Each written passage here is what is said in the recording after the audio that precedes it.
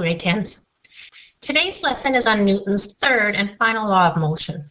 This is the most famous of Newton's law and is usually abbreviated to say for every action there's an equal and opposite reaction. It's more accurate to say that for every action force, there is an equal and opposite reaction force.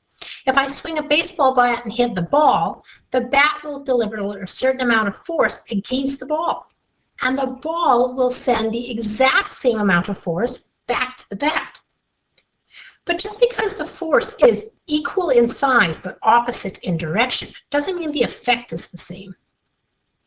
Because the ball is light, that force is enough to cause it to change its momentum and will accelerate the ball.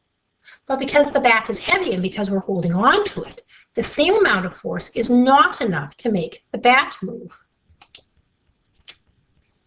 If, however, we were in space where there's no resistance and there's no gravity, and the same bat and baseball analogy happened, not only would the ball be shoved away when that force hit it, but the astronaut would be pushed away in the opposite direction.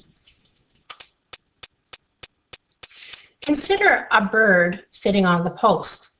While the bird is sitting there, he is pushing down on the post. At the same time, the post is pushing up on a bird. Because the forces are equal and opposite, there is no change to the bird's up and down momentum.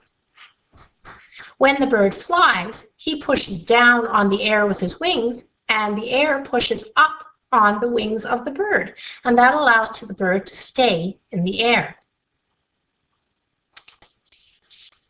At the end of this video, follow the links I've included in the description to this page on the Physics Classroom tutorial on Newton's third law.